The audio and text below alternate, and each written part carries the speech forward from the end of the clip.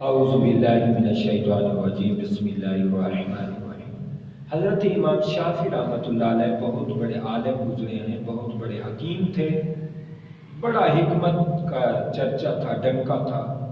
آپ نے ایک مشورہ لکھا ہے، آپ نے اپنی حکمت سے ایک بات لکھی ہے، سونے کے آداب۔ یہ حضرت امام غزالی رحمۃ اللہ علیہ نے احیاء العلوم میں لکھے۔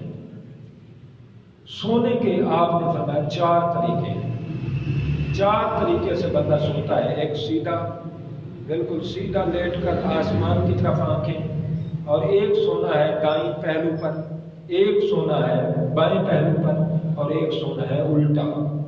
آپ فرماتے ہیں جو سیدھا سوتا ہے، بالکل سیدھا اسٹریٹ اپنی کمر پر سیدھا سوتا ہے اور آسمان کی طرف اس کی آنکھیں نگاہ ہوتی ہے، فرمایا یہ انبیاء اللہ کے رسول ایسے سوتے تھے، بڑے بڑے نیک لوگ ایسے سویا کرتے تھے۔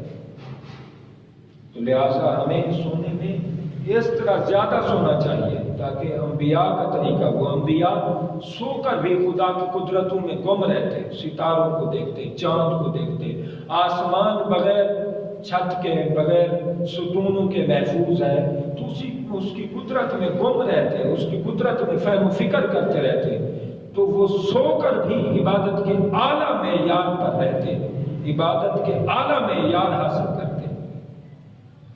اور پھر آپ فرماتے ہیں دائیں پہلو پر اللہ کے ولی، نیک علماء، سلف صالحین، کاملین، مقربین سویا کرتے تھے۔ لہٰذا ہمیں سیدھا لیٹ کر جب تھک جائیں تو ہمیں دائیں پہلو پر لیٹنا چاہیے، اور بائیں پہلو پر آپ فرماتے ہیں بادشاہ سویا کرتے تھے، اس لیے کہ وہ کھانے کھاتے تھے، طرح طرح کے مرغن غذائیں کھاتے، طرح طرح کے ٹیسٹ کرتے رہتے اور اچھے اچھے اعلیٰ ذائقے دار کھانے کھاتے، تو بائیں پہلو پر لیٹتے تاکہ ان کا کھانا جلد ہضم ہو جائے۔ اس لیے ہم جب بھی کبھی اوور ایٹ کر لیں، زیادہ کھا لیں، تو ہمیں یا پیٹ میں تکلیف ہو رہی ہو، معدے میں تکلیف ہو رہی ہو، تو ہمیں بائیں پہلو پر لیٹنا چاہیے۔ بائیں پہلو پر لیٹیں گے، معدہ تیز ہوگا، جلد ہضم کرے گا، کھانا جلد ہضم ہوگا، اور جو تکلیف ہے وہ بھی جلد دور ہو جائے گی۔ اور جو الٹا لیٹنا ہے، چوتھی صورت، امام شافعی رحمۃ اللہ علیہ فرماتے ہیں یہ شیطان کا طریقہ ہے، اور یہ اس سے بہت بچنا چاہیے، اس سے ہمیں بہت حفاظت کرنی چاہیے۔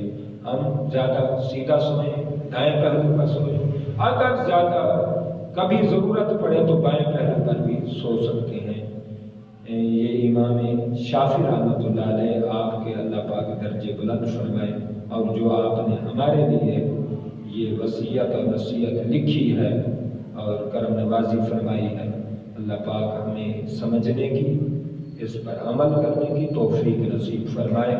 اللہ پاک سونا اور دنیا کا ہر معاملہ اللہ سنت کے مطابق کرنے کی توفیق عطا فرمائے۔